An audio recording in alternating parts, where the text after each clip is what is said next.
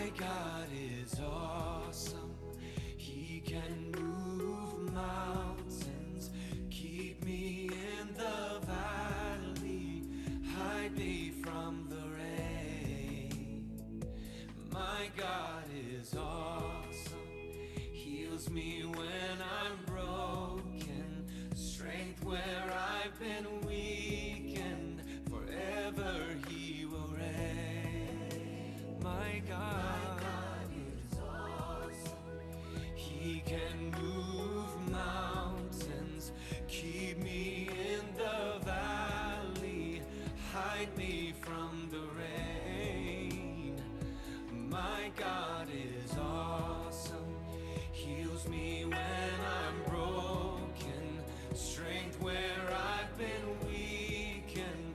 Forever He will reign. My God is awesome. He is awesome. He is awesome. He is awesome. My God is awesome. He is awesome. My God is awesome. Oh, He is awesome. My God is awesome. Savior of the whole world, giver of salvation. By His stripes I am healed. My God is awesome. Today I am forgiven. By His grace, praise His holy name. My God is awesome. He is awesome. My God is awesome. Oh, my God is awesome. He is awesome. He is awesome. My God is awesome. So we say He's mighty. He's mighty. He's mighty. He's mighty. He's mighty. He's mighty. He's mighty. He is awesome. He is awesome. And we know He's holy. He's holy. He's holy. He's holy. He's holy. He's holy. He is awesome. My God is awesome. And we know He's great. He's great. He's great. He's great. He's great. He's great. He's great. He is awesome. My God is awesome. And He's our deliverer. Deliverer. Deliverer. He is awesome. My God is awesome. He's our provider. Provider.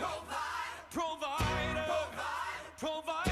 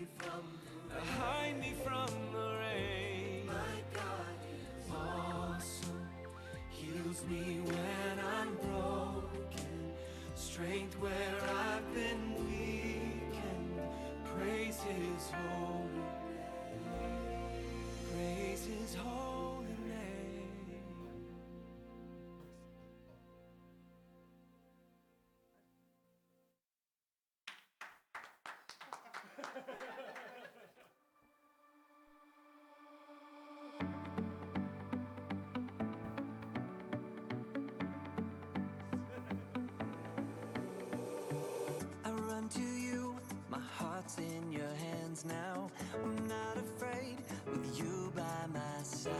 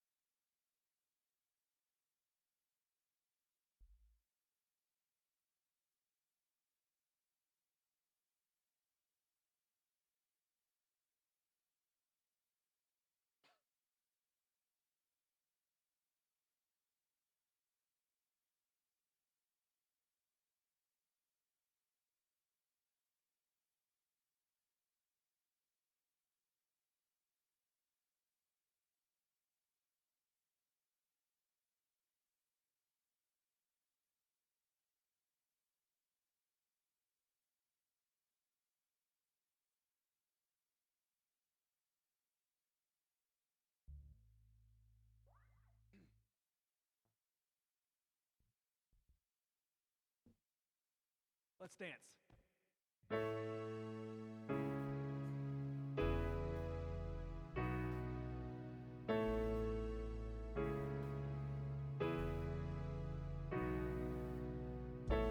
Tenderness he sought me, weary and sick with sin,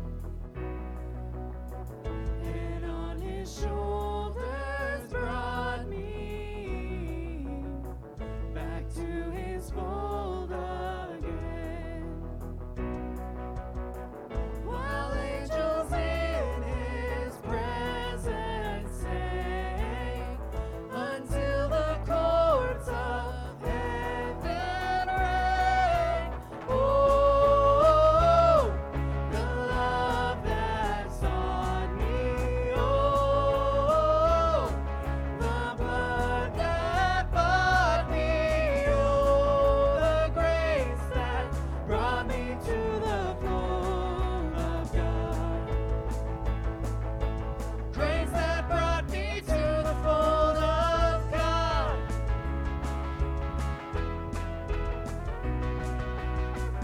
He died for me while I was sinning, needy and poor and blind. He whispered to assure me, I found me, thou art mine. I never heard a sweeter voice. It made my aching heart rejoice. Oh, the love that sought me. Oh, the blood that bought me. Oh, the grace that brought me to the fold of God. Grace that brought me to the fold of God.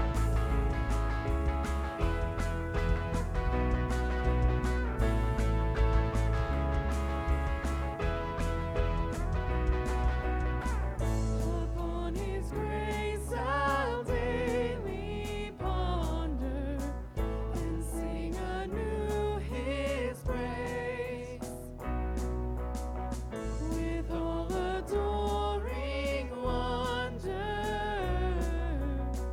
his blessings I retrace. It seems as if eternal days are far too short to sing his praise. Oh, the love that sought me. Oh, the blood that bought me. Oh, the grace that brought me to the fold of God. Grace that brought me to the fold of God.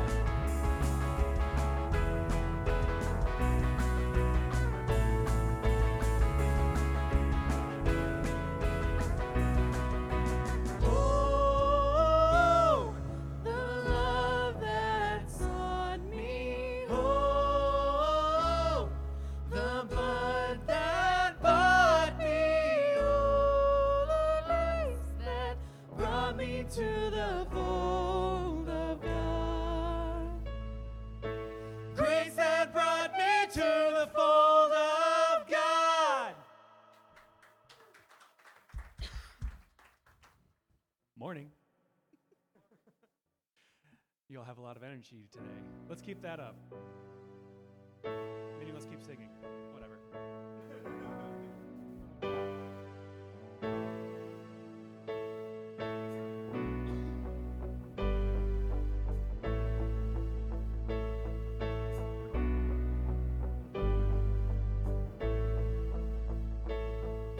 Creation cries out with longing, with groans only you can comprehend, and with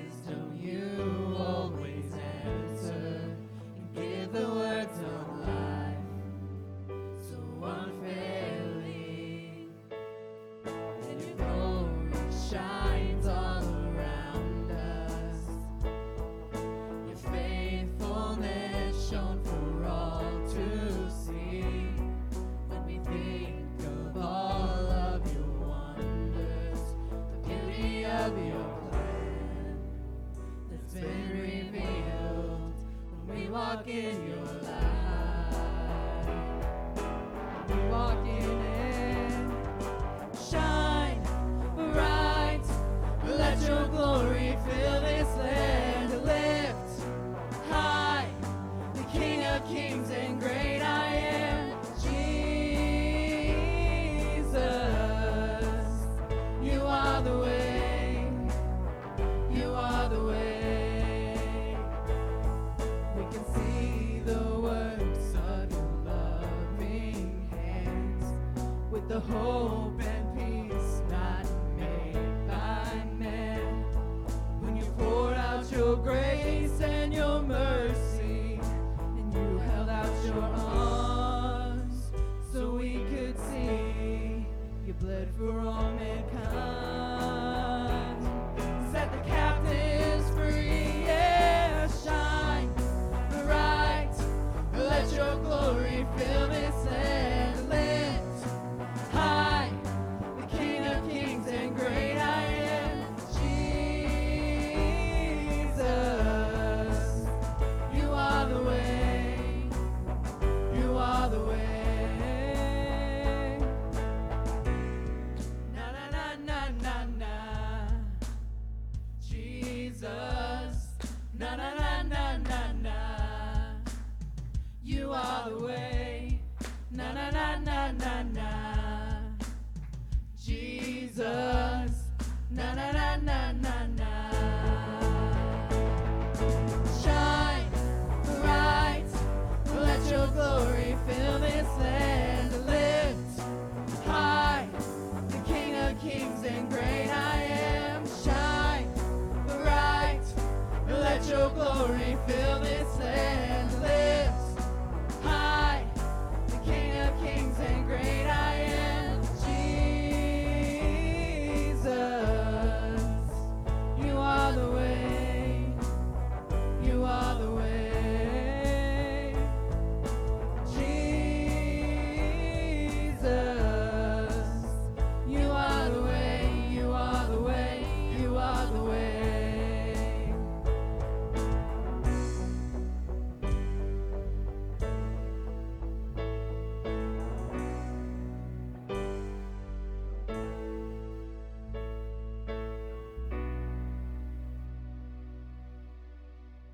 Morning, everyone.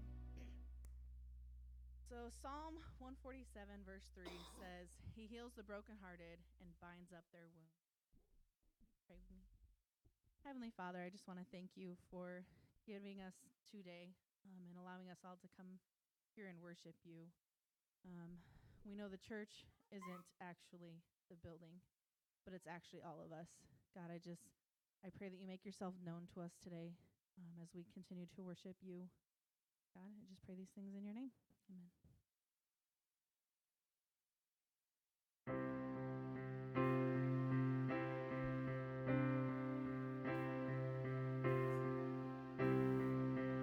Come thou fount of every blessing, tune my heart to sing thy grace.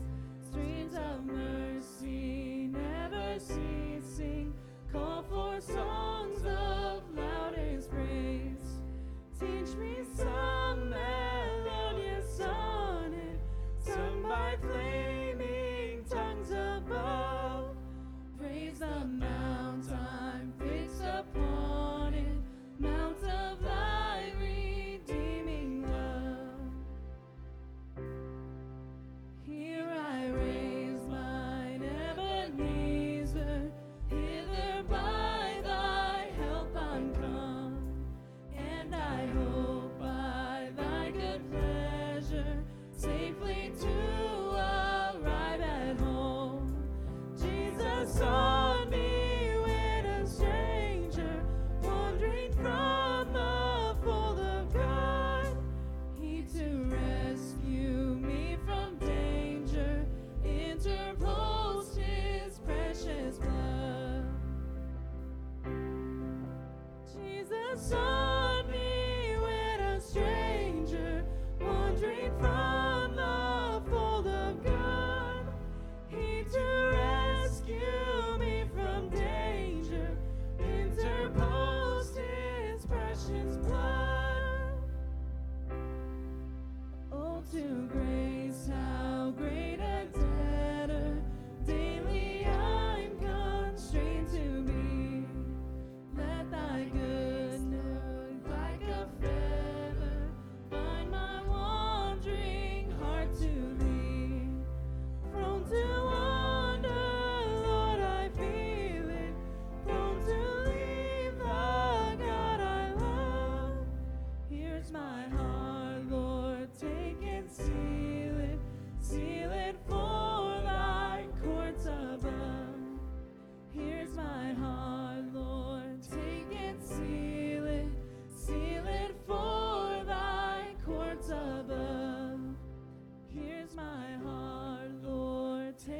and seal it for thy courts above.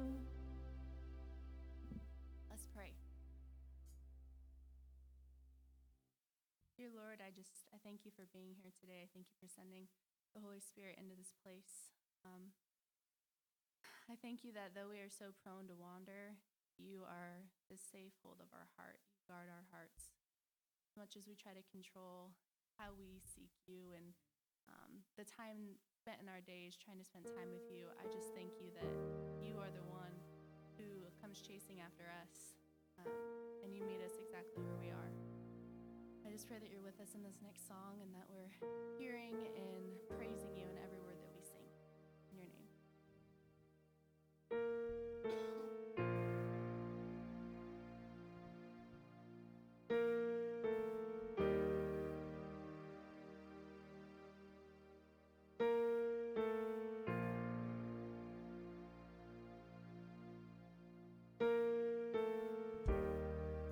Walking around these walls, I thought by now they'd fall,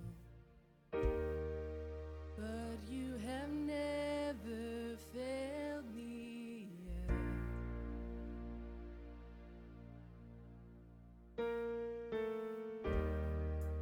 Waiting for change to come,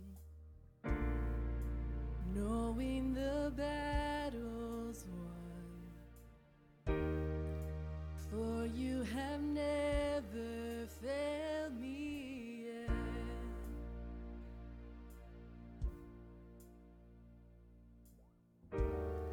Your promise still stands.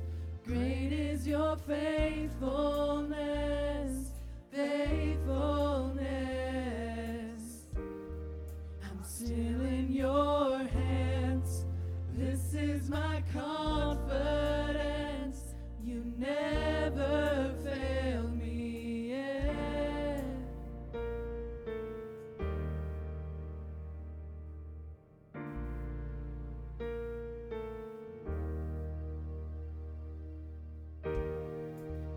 I know the night won't last. Your word will come to pass.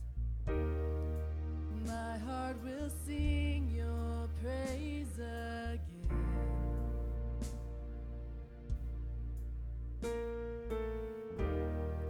Jesus, you're still enough. Keep me within your love. My heart will sing your praise again.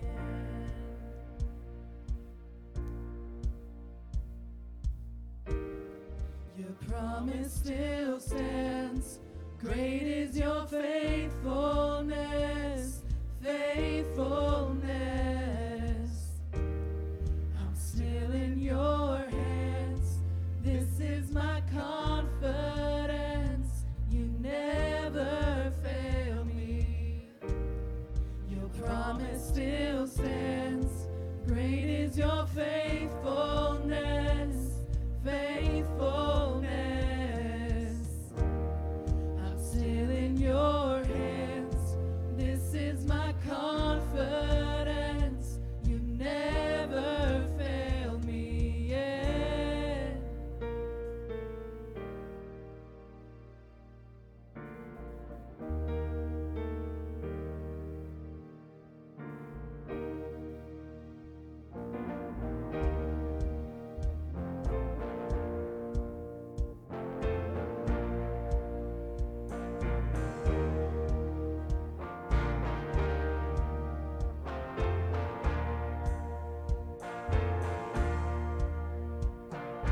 I see you move, come move the mountains, and I believe I'll see you do it again. You made a way when there was no way, and I believe I'll see you do it again. I've seen you move, come move the mountains, and I believe I'll see you do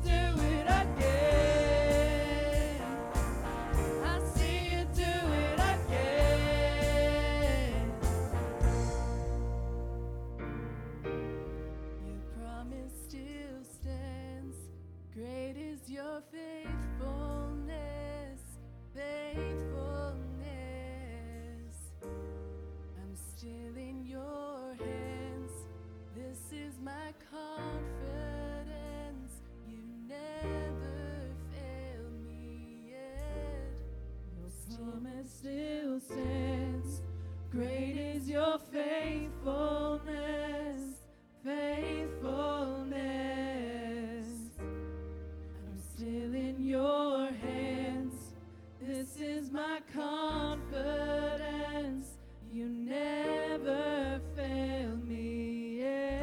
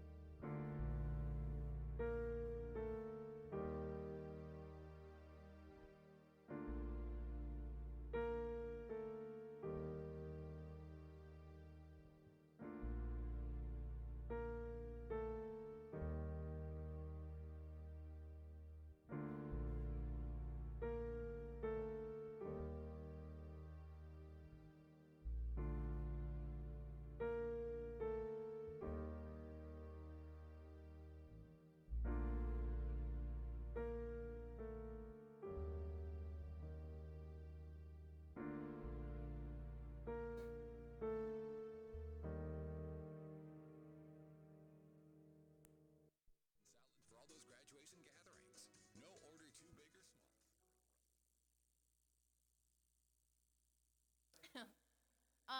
No, I just wanted to say thank you to everybody who helped with the Easter outreach. It turned out really, really well, and got a lot of good, positive feedback on that.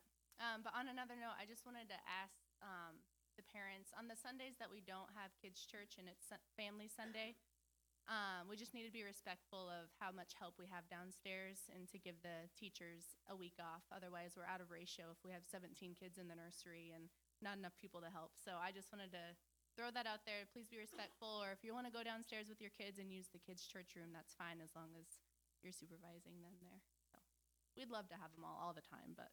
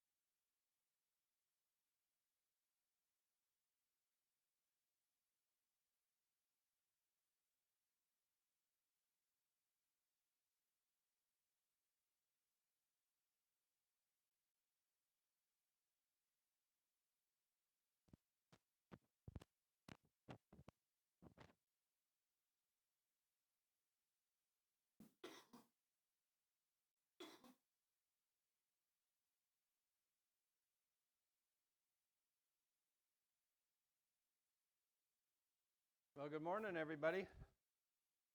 Oh, boy, that's pretty weak. Wow. Good morning.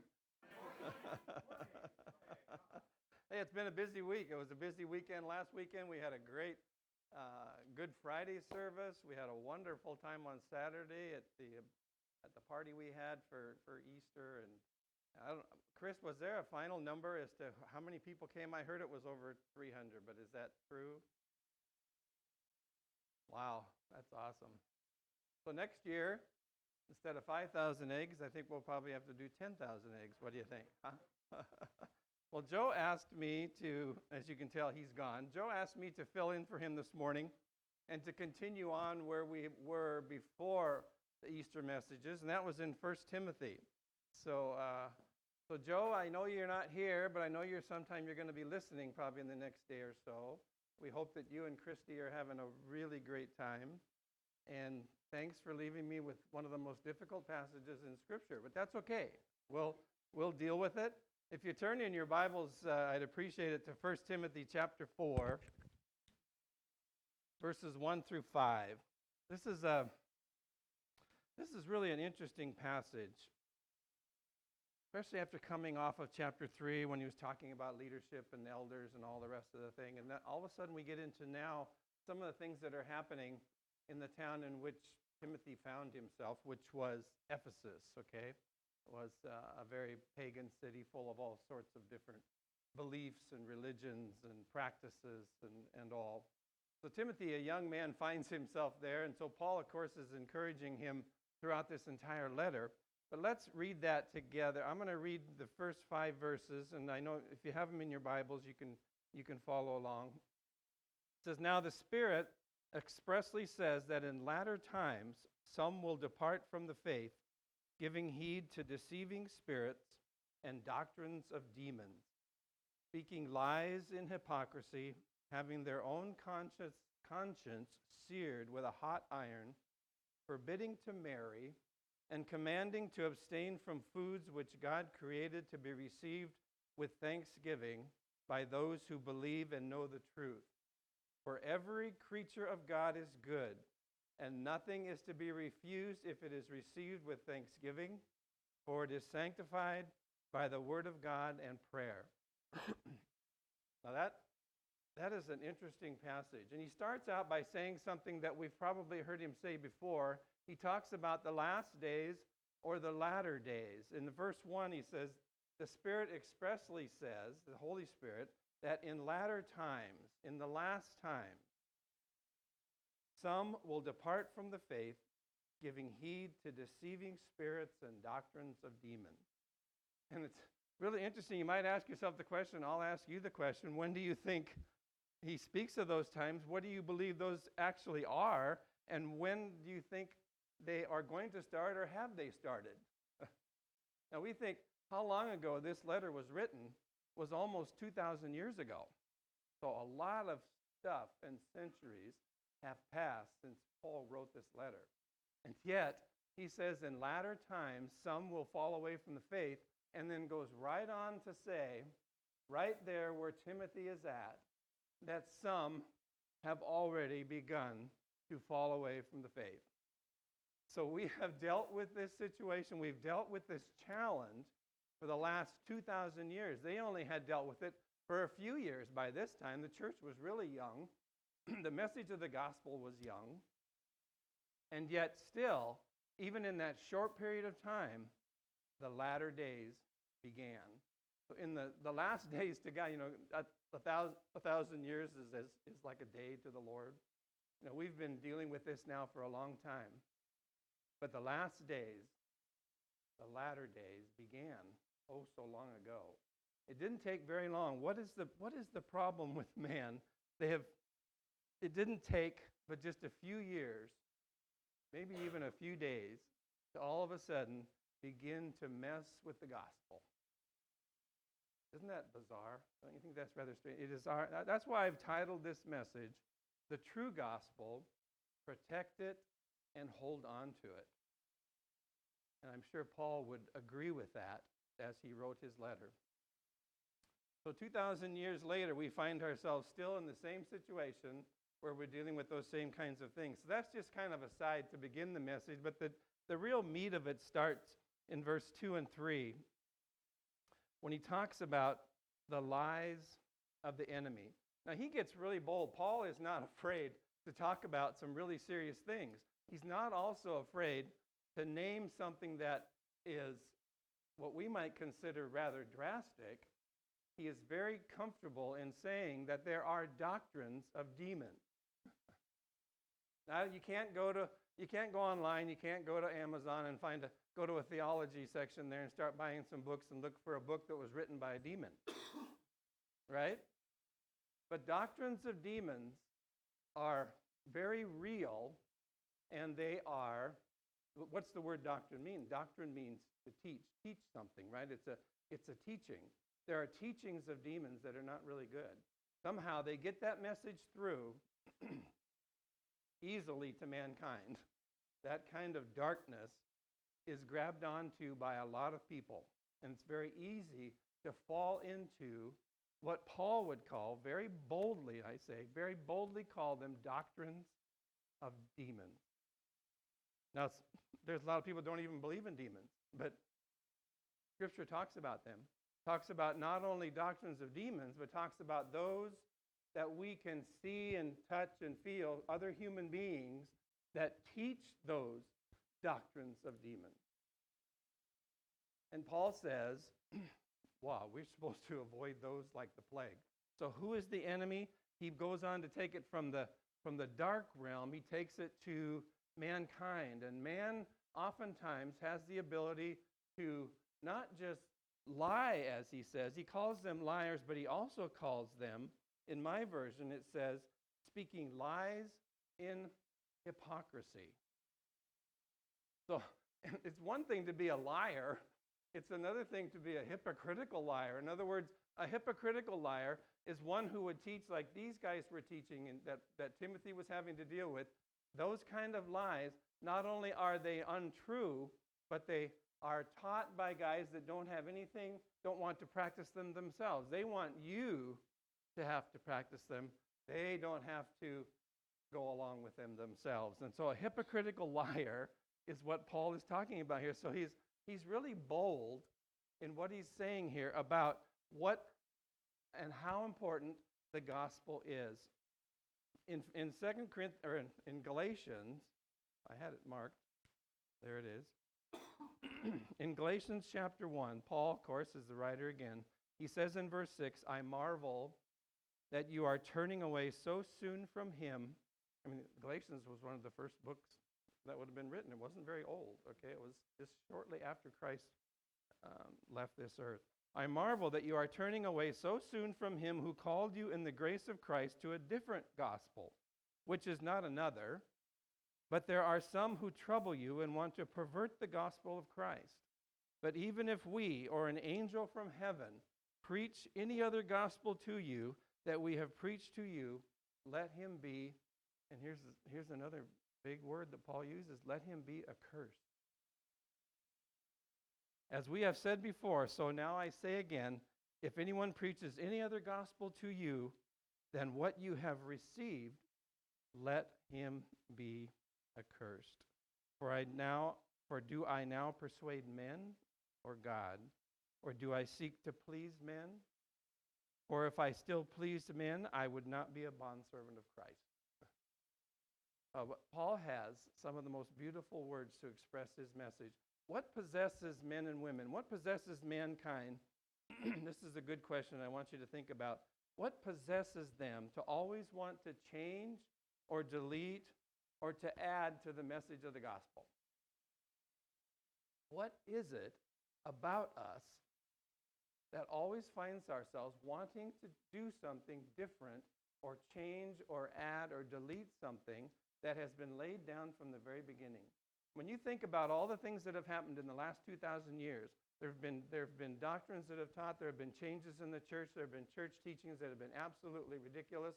There have been times in mankind's life during the first 1,000 years after Christ, oh my gosh, life was terrible, and the church did some things that were really unbelievable, and some of the things they believed and some of the things that they adopted And by the time the Reformation came and we find ourselves now in a time in 2019 where the gospel, for some reason, has survived all these 2,000 years. And the message of it, the meaning of it, what we believe about it, has not changed one iota. Where the trouble has come is when man has tried to add to it, particularly add to it, not necessarily take away, but men, we are good at adding to something to make us look better. In other words, it kind of shows us that the simplicity of the message, it's not a simple message in that it's mindless. It's simple in that it's easy to share with somebody the true gospel of Christ, what it means that he lived and died and rose again for the remission of sins. Very simple message that changes people's lives and continues throughout all these years to change people's lives. But when we begin to add things, traditions to it, we add works to it, we add rules to it, we add human efforts to it. Why? To make us, I guess, and Paul is saying, it makes the person that's doing that and feeling better about themselves, it makes them feel sometimes that they are better than someone else. And Paul says, never think more highly of yourself than you ought to think, right? We never should be in a position where because of what I practice or what you practice puts us or elevates us above somebody else, right? That's not the gospel. That's not truth. That's not the way life is supposed to be. The lies of the enemy. What is it that makes us where we're not completely satisfied to just leave the message alone? Right?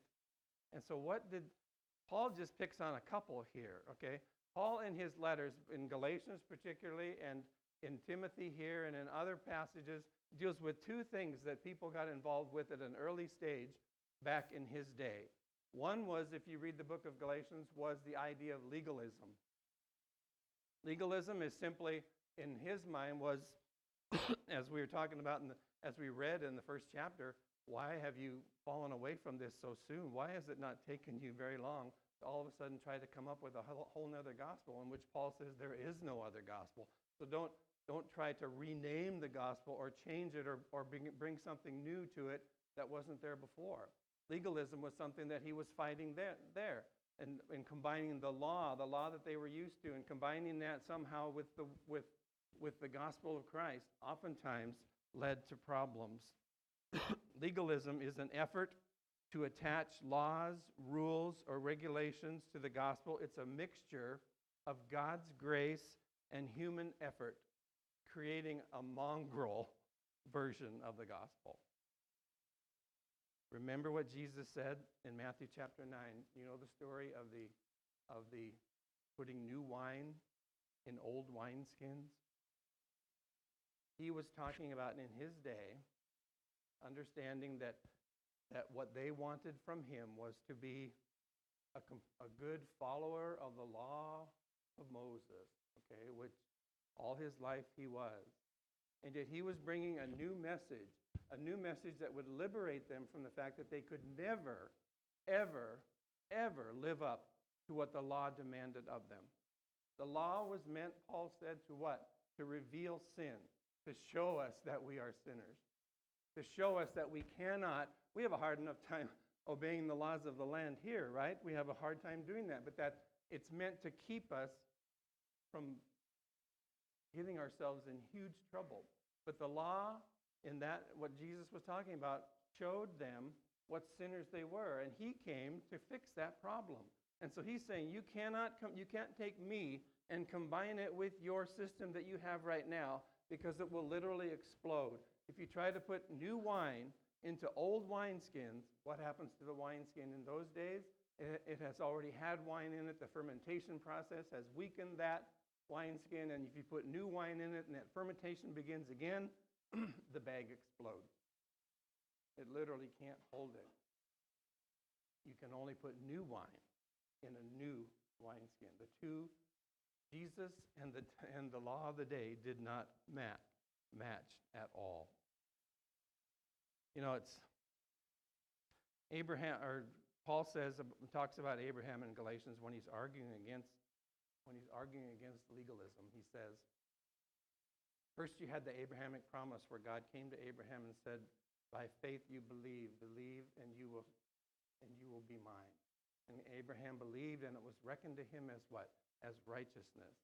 And Paul says then 430 years later, after Abraham, comes the Mosaic Law, right alongside of that promise. That promise wasn't stopped at that point. That promise kept on going, but the law was given to make sure that we really understood what it meant to be a sinner, because law reveals that. The law did not replace the promise of Abraham. In fact, the promise of Abraham still lives today. In 2019, we are still under that promise. Jesus fulfilled that promise. We, by faith, are made righteous because of what we do? No, because of what Jesus has done. There's nothing I can add to that to make it any better. So legalism was one thing he tackled. That was and I think today we probably have some of that as well, where we try to add things to it.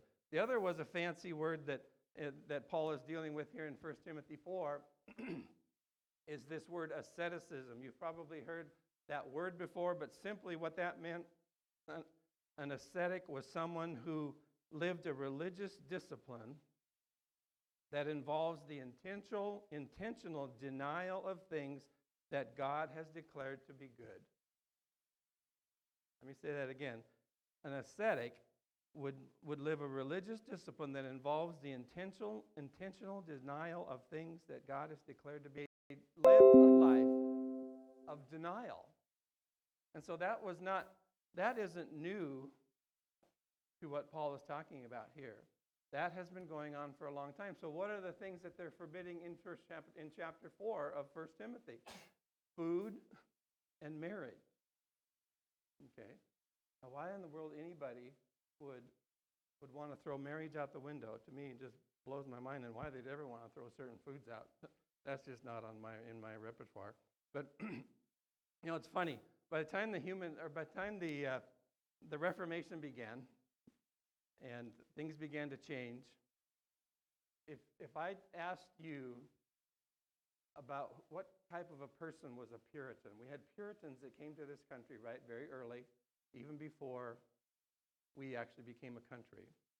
When you think of the word Puritan, I bet you a nickel you think there's somebody who's really, a Puritan was really strict, was very serious, was kind of harsh in the way they dealt with people, kind of cold, right?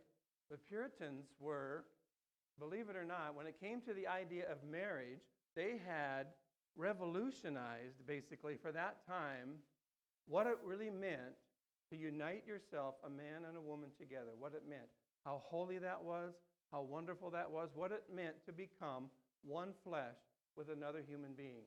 No more was it just strictly for procreation. That's all it was good for hundreds and decades and centuries. It was strictly for procreation and keep the human race going. But they realized that what Scripture says about marriage and becoming one flesh was a beautiful thing that required respect and admiration from both, a commitment by both to live a life that was godly, and also, as a result, to produce a family of children that would love the Lord.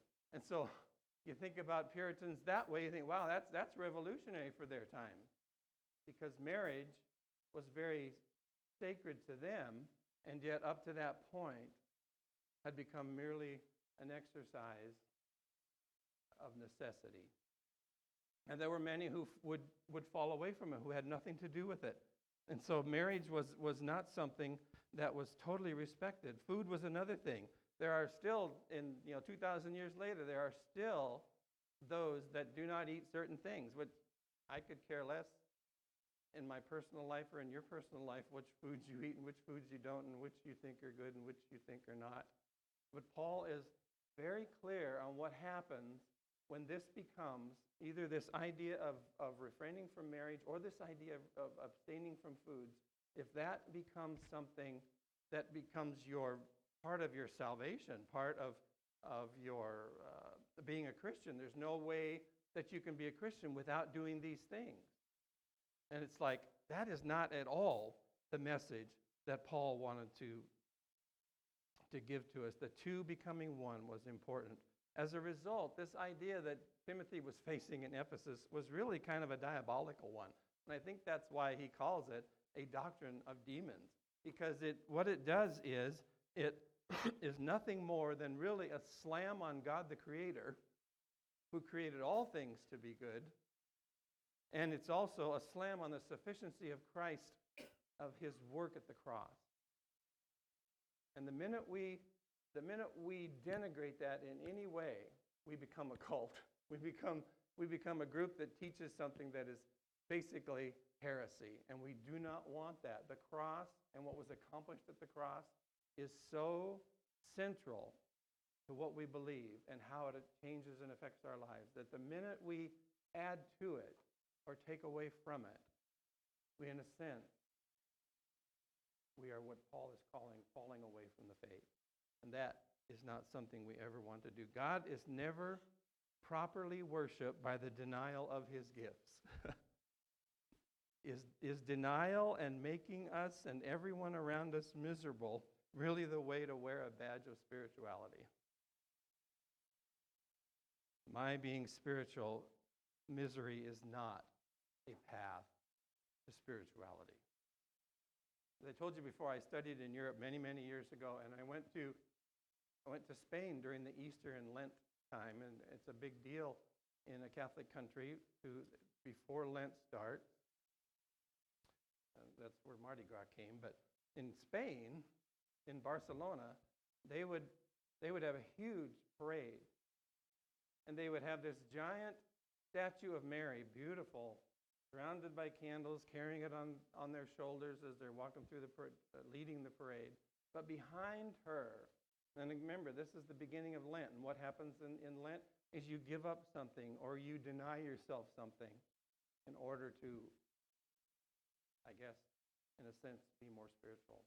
But there were literally hundreds of men following the statue of Mary with their shirts off, crawling on their knees with a rope or whatever they had in their hand, beating themselves on the back as they crawled along the street during this parade. To show what? To show that they were denying themselves and even mutilating themselves, hurting themselves in order to look more what? Spiritual. And that ain't right. That's work righteousness. Man's tendency is to always think of something that I can do on the outside, not only that shows God that I am really serious about my commitment to him, that's one thing, but for me to want to show you how spiritual I am, these are the things that I'm going to do. And Paul never, ever supports that. He hates that. He makes it very clear that that is absolutely wrong. You know, we don't use that word asceticism very often. I don't think I've ever used it in a conversation.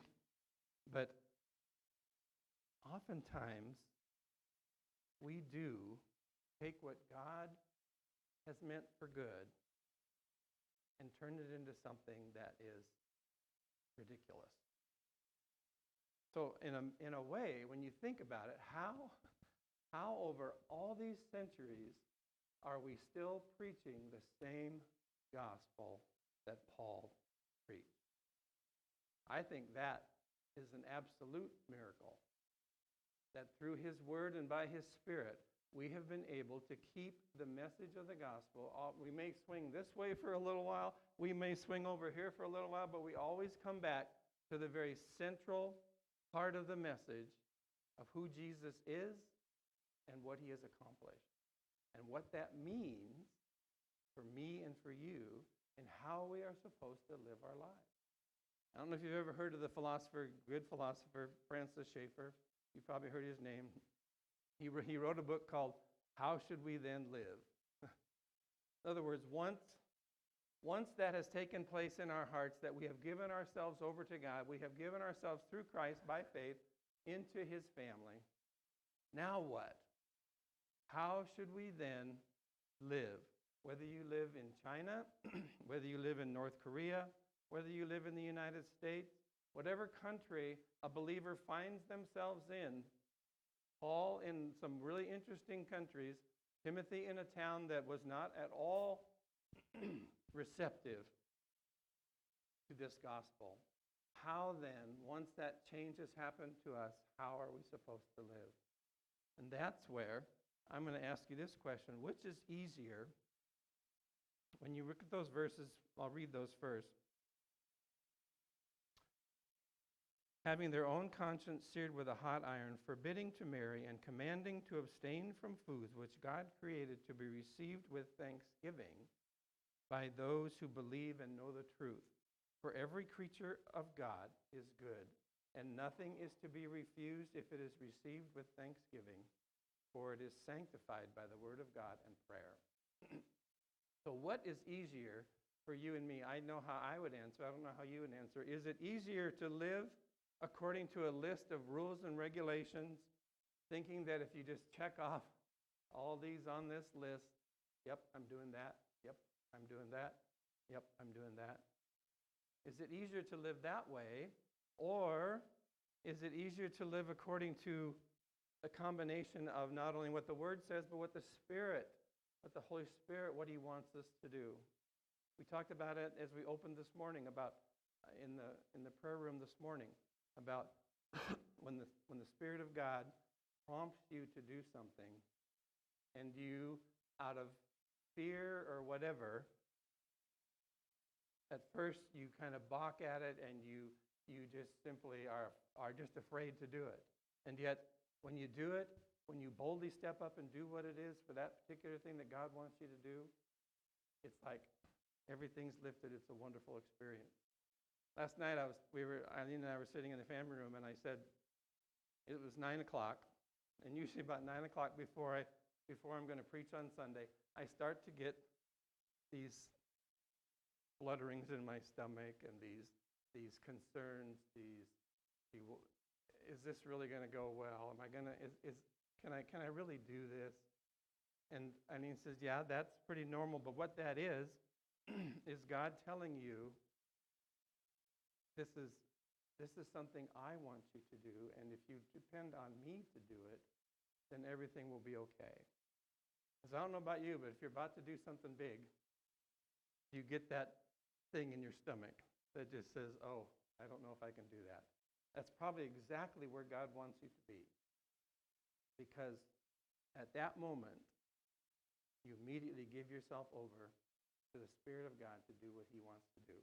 So sure, it's easier to live, and in my opinion, it's easier to do the first. In other words, to live by a list. If you just give me 100 things that I have to do in my life, and I just check them off, and things that I have to obey, things that I have to say, things that I have to do.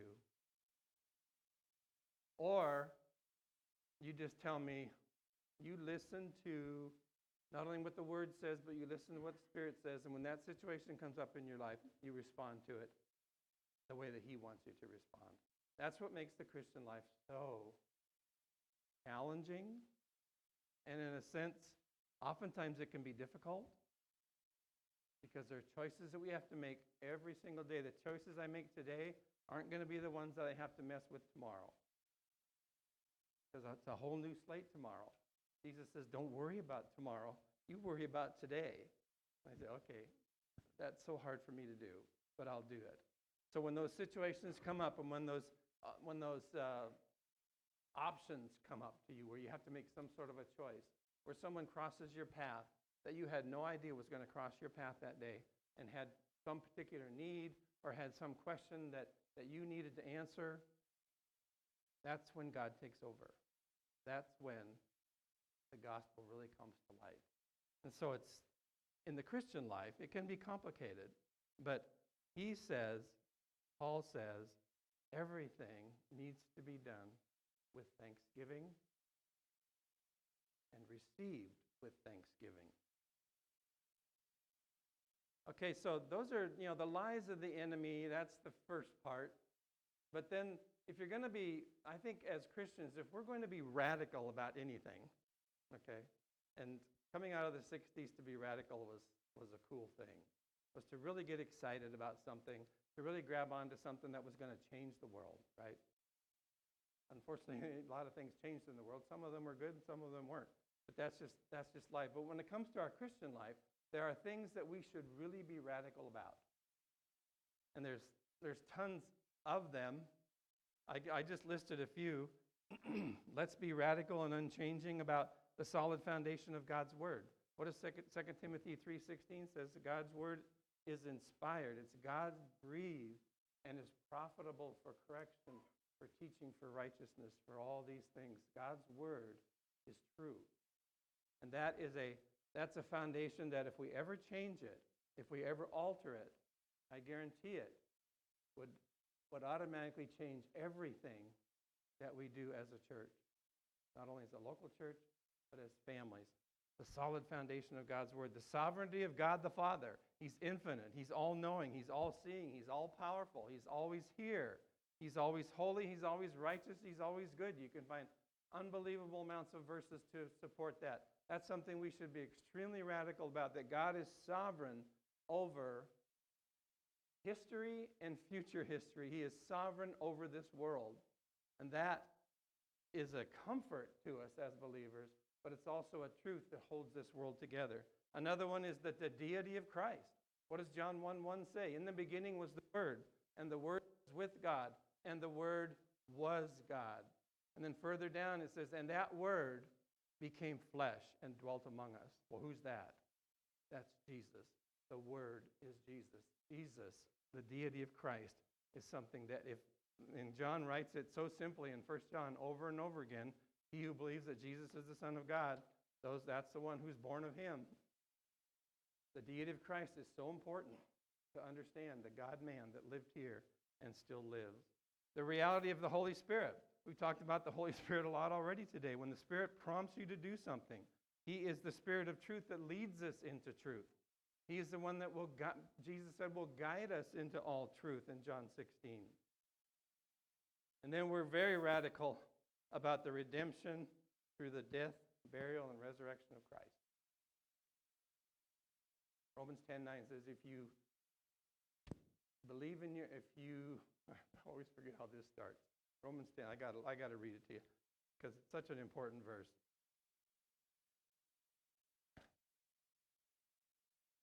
Verse 9. For if you confess with your mouth Jesus as Lord and believe in your heart that God has raised him from the dead, you will be saved.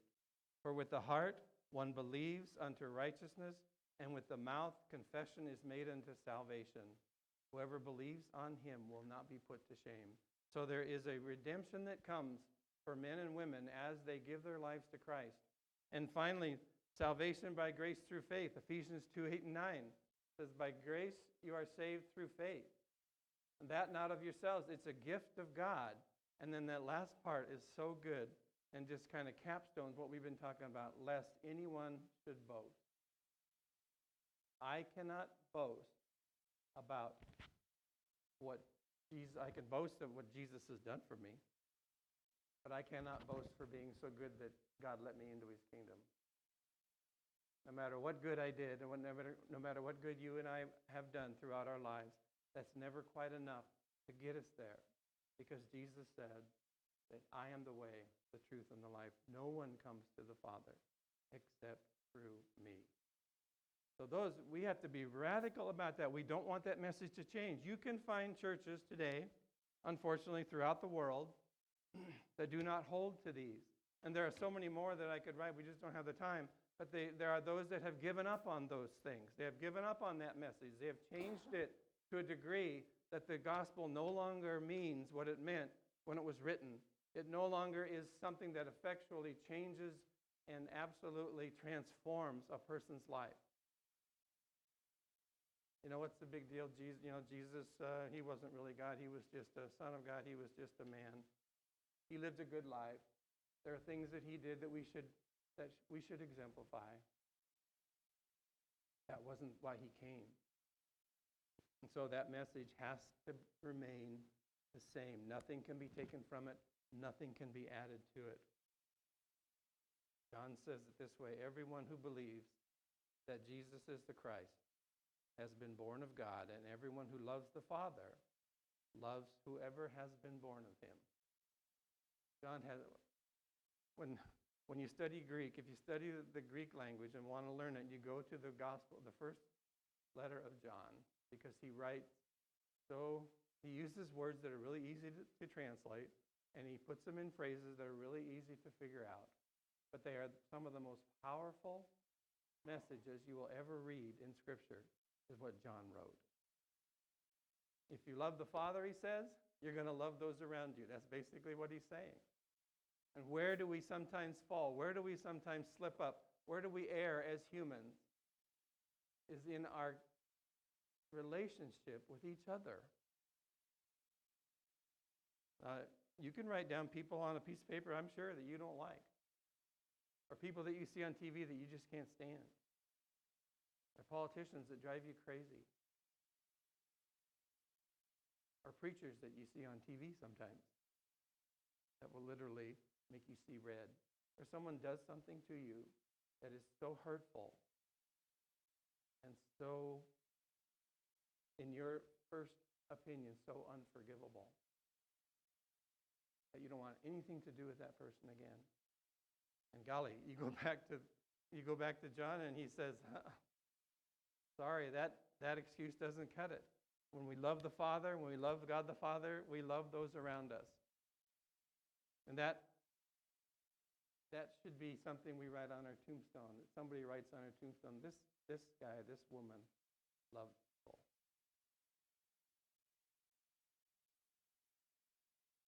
I told you about one guy that I can't remember his name. He was a comedian from way, way, way back. Funny guy. His name just escapes me. But he had put on his tombstone, all it said was, I told you I was sick. I want more on mine. I don't necessarily want it on the tombstone. I just want, and you just want, in the memories of people as if when you are gone, that there's things that they remember about you and about me that they like.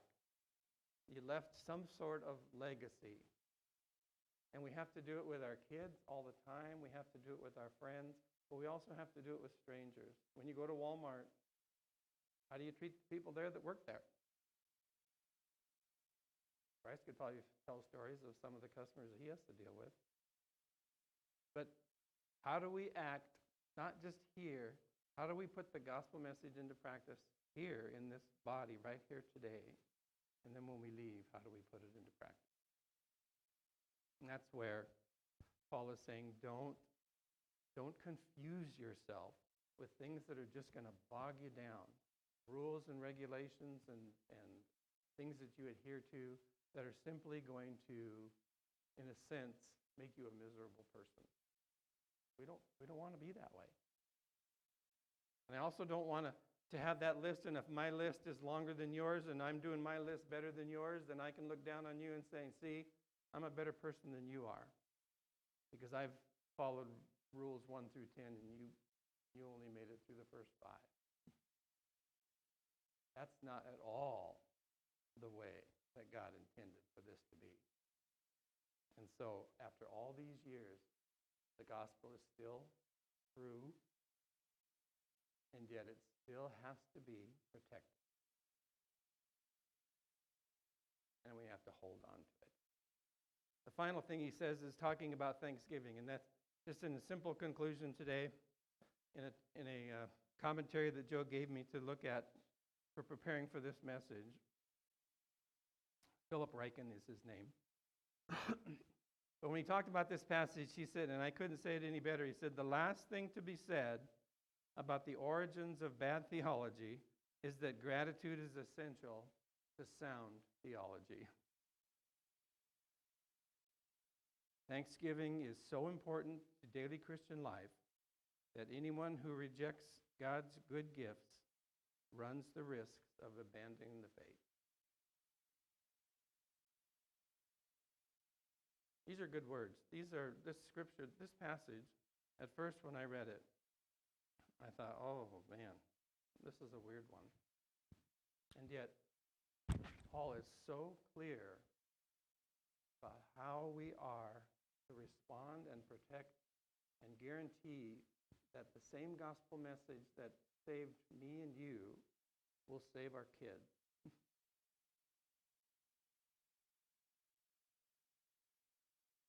It's still true. And that, in my opinion, having this book, first of all, is probably one of the biggest miracles that you'll carry around in your life, that we actually have it.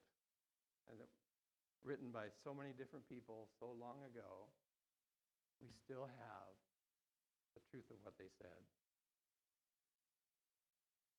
But the miracle of guarding and protecting that which, even though we're what does Peter calls us? A peculiar people. And I'd be the first to say, I'm peculiar, you're peculiar, we're all odd. We all have our own little things that make us who we are, right? That people look at and say, oh, I know, Joe, that's the way he acts. I know you, that's the way. I've been around you long enough to know some of the characteristics, in your life. And so everybody is different. And peculiar is a good word, not a bad word. Peculiar isn't odd. Peculiar is that God made us all different. And yet in that difference, that same message that the gospel proclaims fits everybody. No matter where you are, who you are, what language you speak, how old you are, how young you are, it doesn't matter. The message still applies to you and me. So I think, in my mind, that's a miracle. Protect it and hold on to it. Let's stand together and close in prayer, shall we?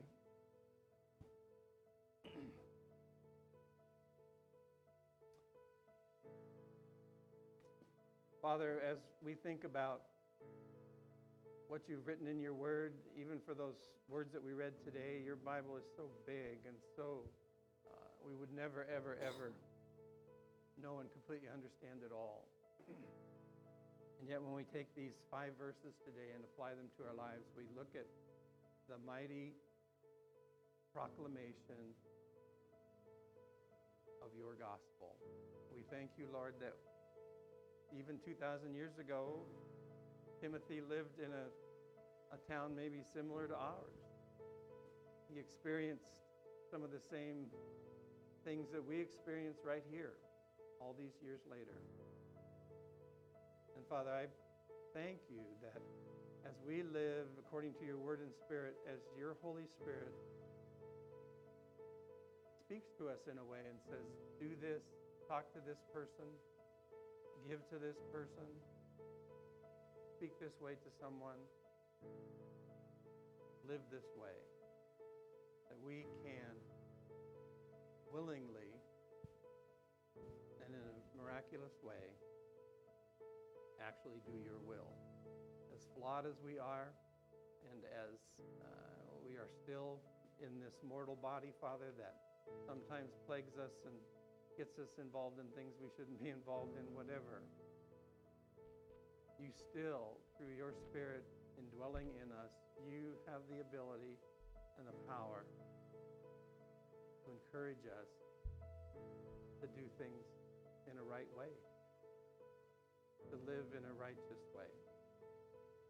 Father, I ask, first of all, that we would be compliant, that we would be willing vessels to be used by you, and that, Lord, even as today or in the days to come, as you provide opportunities for us to share in such a way that would draw somebody else closer to you, Father, we willingly give ourselves to do that. We want to please you. We want to do those things that you want us to do. Simple as that. And as Paul says, everything is good that you've created. And with thanksgiving, we give ourselves to you today. So Lord, take and use us as we minister to one another today. We ask for your Spirit to be mighty and bold in us. In Jesus' name, amen. You may be seated. You might turn the lights up if you would. Before we do go into communion like we usually do, we are going to do something special this morning. Nancy and Dominic want to, as you know, they were baptized last week, which was cool. Baptism deal was really awesome last week, right? But they also wanted to dedicate their two girls. And I had to write their names down because they're not, Susan and Betty. They're, the oldest one is Annaline, and the other one is Eliana. I love that name, Eliana. My granddaughter's name is Eliel, so that's a good name. So they want to dedicate their two children to the Lord this morning. That's not this is something that we do it's not an ordinance, it's not something like communion or baptism or whatever else, but it is an important part of standing before a congregation and kind of vowing and promising to raise children in an environment where God is at the center. And they want to do that this morning. They've already been obedient in their baptism, and it's awesome to see what God is doing in their family. But they want to bring their two children up this morning and dedicate them. So we're going to do that. If you guys want to come on up, Nancy and Dominic.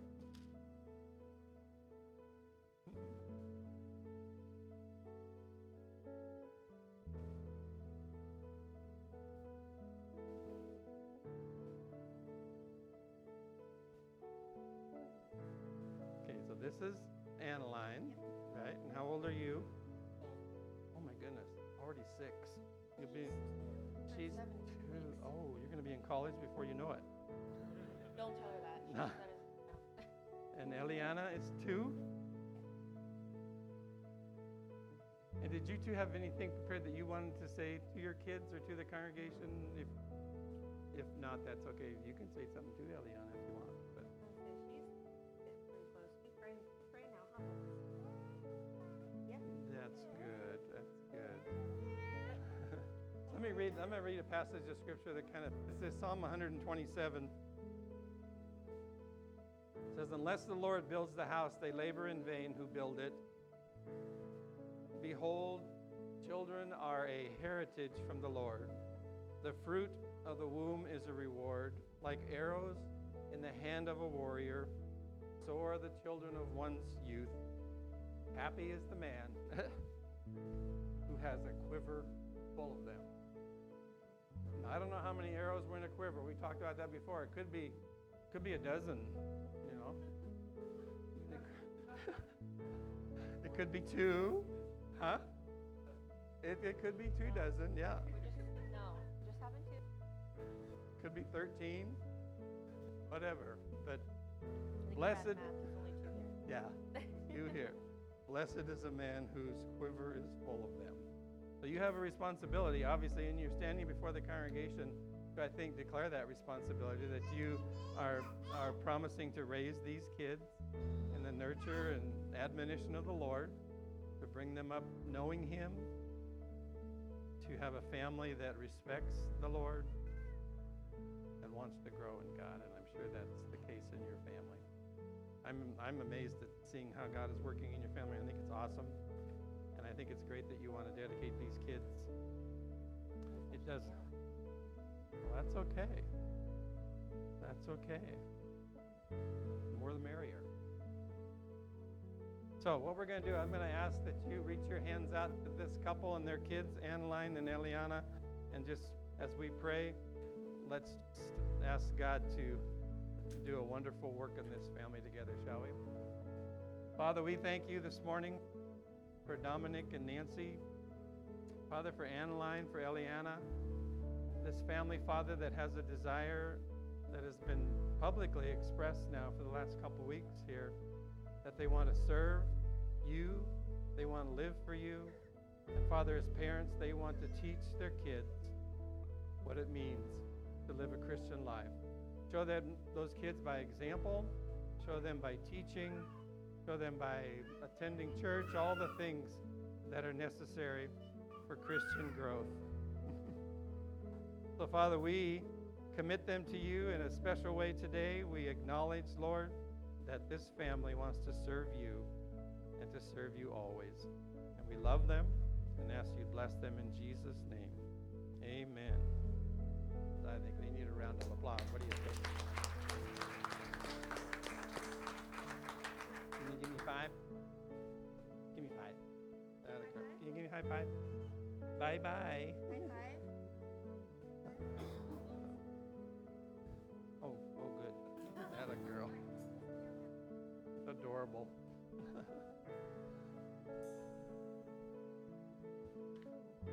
Well, those of you that come here a lot, you know that we always end our service with communion, with the Lord's table. Communion is just a fancy word for fellowship. We're fellowshipping around a table that represents something that took place a long time ago, and yet, again, one of the remarkable things about communion is that we still celebrate the death, burial, and resurrection of Christ the way it was written in Scripture.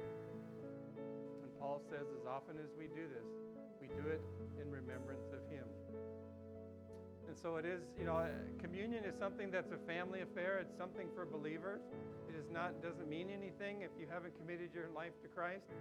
It's just a thing. It's an ordinance. But for a believer, it is an absolute family necessity to gather around His table and to share with one another and to share with Him what He has done for us. And so if you don't know Him today, I'd be glad, and others here would be glad to talk to you about that and make this your first communion. Would be awesome. But it's something that a family does together and shares and eats together. We do it every week. So it's a little bit different today, not too much, but a little bit. We have the two on the side where there's going to be two people standing on both sides of me that will pray with you and share with you as they share and give you communion. You can come to the center table and do it privately or as a family. You're welcome to do that. But we've also added another station, which is way back there right underneath the clock. So if it's so busy up here and you want to go back there and do it, you feel free to do that as well. Okay? So, with that, we should pray first, and then I think you guys are going to sing something, right? Okay.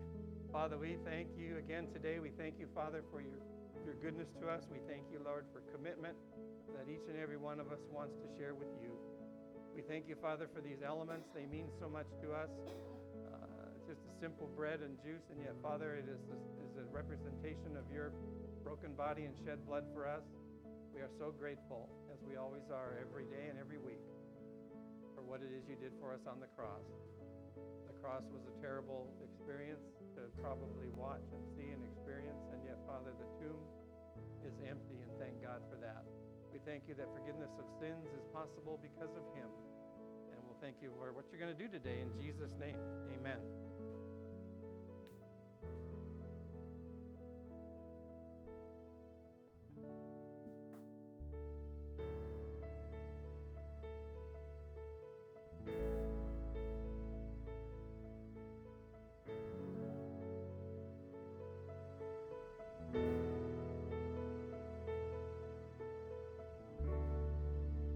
Everyone needs compassion, a love that's never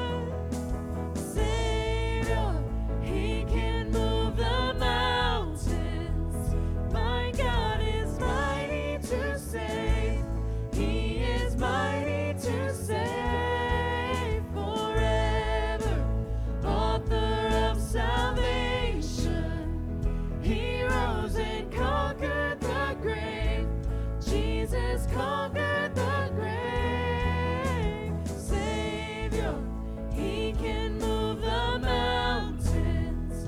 My God is mighty to save. He is mighty to save forever. Author of salvation. He rose and conquered the grave. Jesus conquered the grave. Shine your light and let the whole world see. We're singing for the glory of the risen King. Jesus, shine your light and let the whole world see. We're singing for the glory of the risen King. Savior, He can move the mountains. My God is mighty to save. He is mighty to save forever. Author of salvation.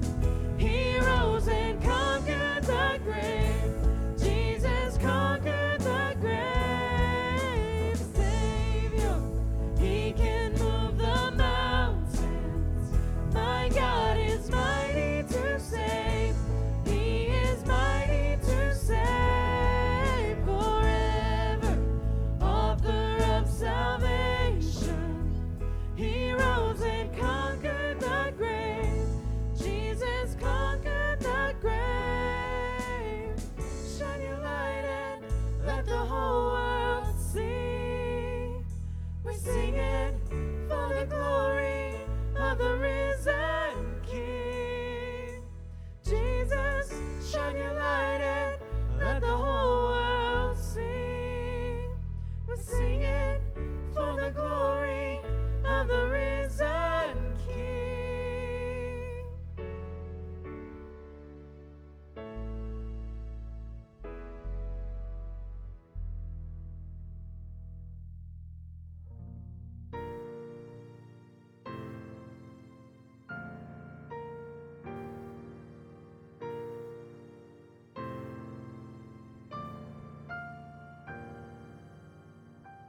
You unravel me with a melody. You surround me with a song of deliverance from my enemies till all my fears are gone. I'm no longer a slave to fear. I am a child of God. I'm no longer a slave to fear. I am a child of God.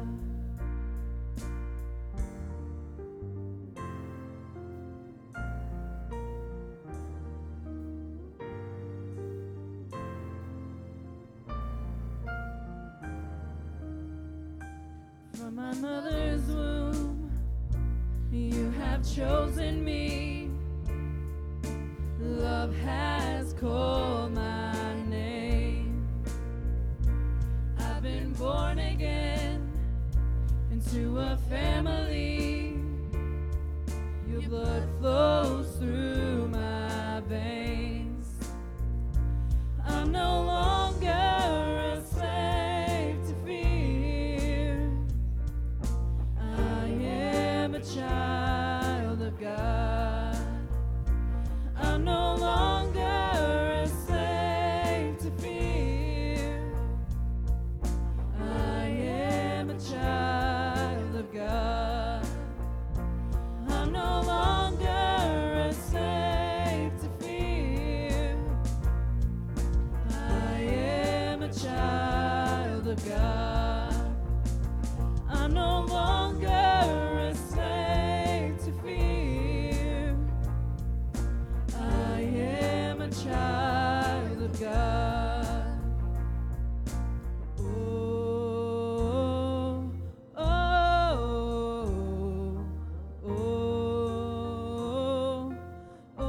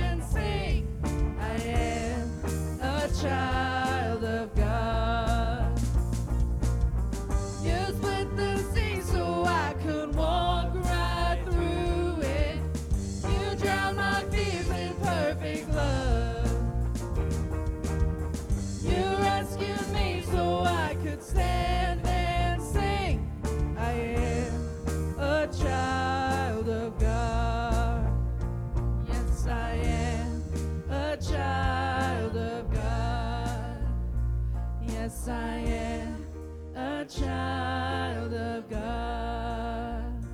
Yes, I am a child